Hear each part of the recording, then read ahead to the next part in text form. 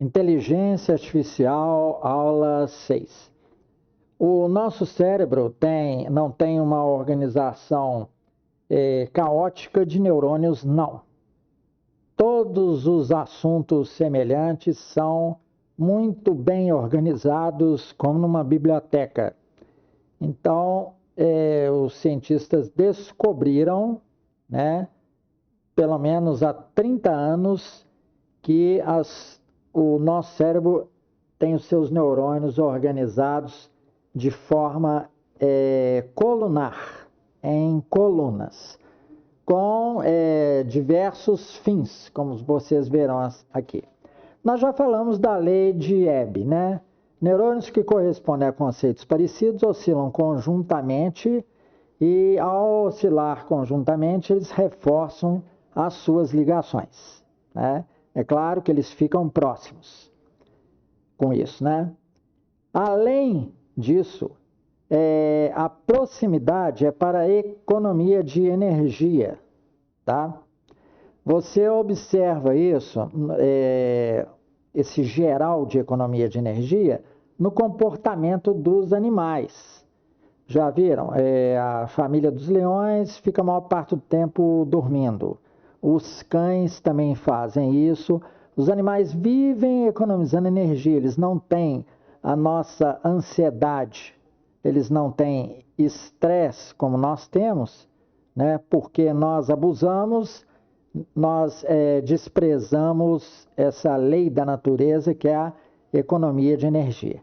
E da mesma forma, os neurônios no cérebro, né, eles querem, como todo subsistema do corpo, economizar energia ao máximo.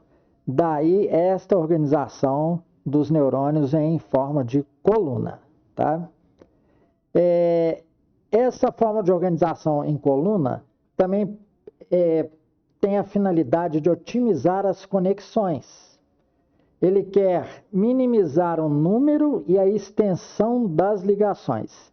Se as ideias semelhantes estiverem muito separadas no cérebro, vai ser preciso um grande axônio para ligar esses dois neurônios ou essas duas redes, correto? E ainda temos um fator que são as evidências de semelhanças no mundo real. Vocês já observaram as bibliotecas, né? Se algum de vocês vai a uma biblioteca ou já foi, que nós temos estantes de livros, né? Eu já falei em aula anterior, com os assuntos na mesma coluna, tá? Da mesma forma, nas lojas, os produtos são organizados em estantes, né? Daí pode ser em colunas ou pode ser em estantes horizontais, tá? De uma forma ou de outra. Então, o mundo visível nos traz muitas evidências, né, de que o nosso cérebro tem uma organização geométrica de forma a otimizar também a pesquisa, né, de ideias dentro daquele bojo, daquela quantidade de bilhão, né, de bilhões de neurônios, correto? E vocês vão observar na discussão aqui de colunas, nós vamos colocar 3 níveis de colunas em relação às coisas mais comuns de nossa vida. E eu vou explicar para vocês que, ao mudar a forma de pensar de uma pessoa, ela também vai mudar. Porque as modificações que você faz nas estantes da nossa mente, das ideias que ficam juntas, né? Quando você dissocia, no momento da sua vida, uma ideia da outra, por exemplo, vamos supor, a pessoa tem mágoa da mãe e do pai.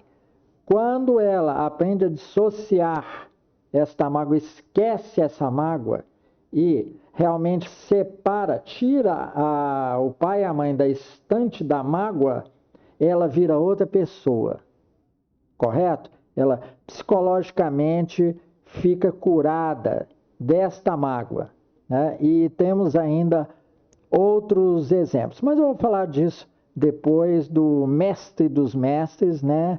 Como é que ele explicou isso, né? Bem, então sejamos práticos e vamos dar aqui as colunas de pensamento da pessoa à medida que ela vai amadurecendo. Então, vamos ao nível 1.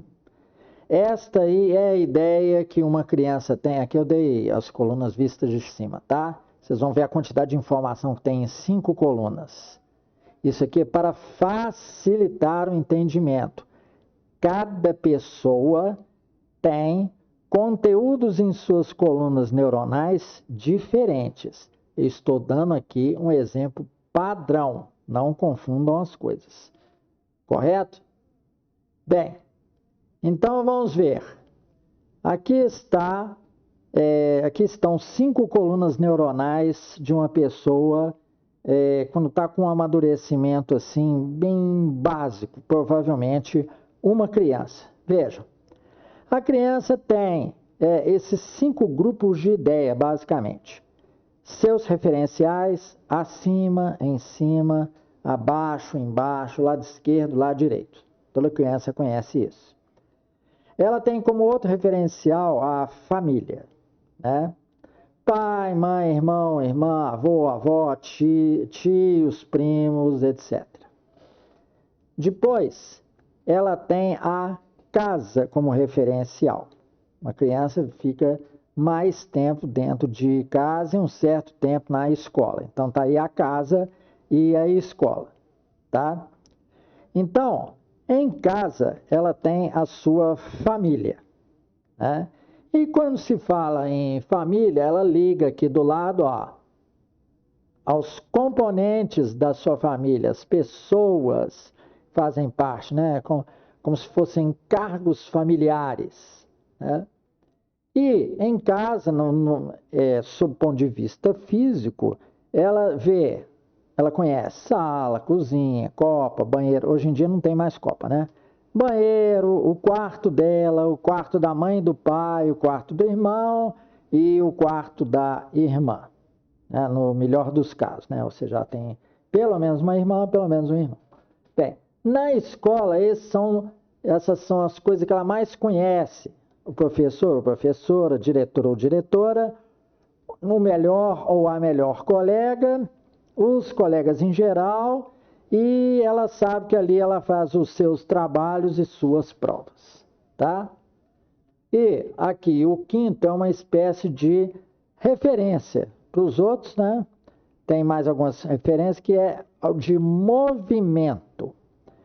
A criança, ela sabe que ela se vira, ela desce, ela sobe, ela volta para casa, ela vai para a escola, tá? Então, representamos uma pessoa em nível de amadurecimento base, né? Bem primitivo, correto? Agora nós vamos mostrar os outros níveis. Bem, agora a gente vê uma pequena evolução aqui, quando a pessoa aprende um conhecimento, digamos, artificial em relação a tanta coisa natural da infância, né? Que são as noções de geometria, altura, largura, profundidade, e com isso ela aprende a lidar com proporções. Aí vê se algo, né, é muito maior do que outra coisa, né? Ela passa a fazer uma observação do mundo um pouco mais profunda, né? E isso é importante para o conhecimento. Essas noções de geometria que vão introduzir depois os conceitos matemáticos. A criança tem que partir, né, dessa visão muito concreta que ela tem na primeira infância para uma visão mais abstrata, para ela se tornar um adulto. Um adulto possui pensamentos mais abstratos. O último nível de pensamento abstrato de um ser humano completo é o seu pensamento espiritual. Não estou aqui defendendo religião ou atacando tal, não. Mas realmente você começar a ter um vislumbre do invisível, correto? Porque vivemos num mundo muito visível, muito material, né? Você começar a ter o vislumbre de um mundo espiritual te ajuda a crescer, a evoluir demais como pessoa. E agora, num terceiro estágio subsequente, nós partimos para ordenações e comparações, esqueci de colocar aqui comparações aqui, nessa coluna cinza, né? Você começa a ter a noção de que algo vem antes de outra coisa ou depois. São os primeiros conceitos para numeração, conjuntos numéricos. Também a ideia de maior que e menor que, né? Introduzindo a matemática, e a matemática auxiliando também nessas ideias, correto? E concluindo essa aula sobre colunas neuronais, vamos mostrar o nível 4. Que nível que é esse? Seja qual for a quantidade de conhecimento que vocês tiverem, quantidade de colunas neuronais, assuntos, divisões, categorias, aproximadamente aos 25 anos, o ser humano experimenta o fechamento do cérebro. O que quer dizer isto? O amadurecimento do córtex pré-frontal da pessoa, fica aqui, ó, na frente do nosso crânio, pouco acima dos olhos, é completado. Em termos funcionais, vocês podem ver nos artigos, ele é uma espécie de índice da sua biblioteca, correto? Então, ele adquire a sua maturidade conectando todas as áreas do cérebro nesta espécie de índice, associando tudo, a parte social sua aos conceitos que você tem. Então, a partir dos 25 anos, a pessoa é um adulto por inteiro, correto? Então, esta é a última fase do desenvolvimento cerebral. E a pessoa vai continuar o resto da vida se ela se esforçar, né? O desenvolvimento cerebral envolve um esforço pessoal, correto? Então, desta forma, a gente conclui esta aula, né? Muito obrigado pela sua paciência e atenção.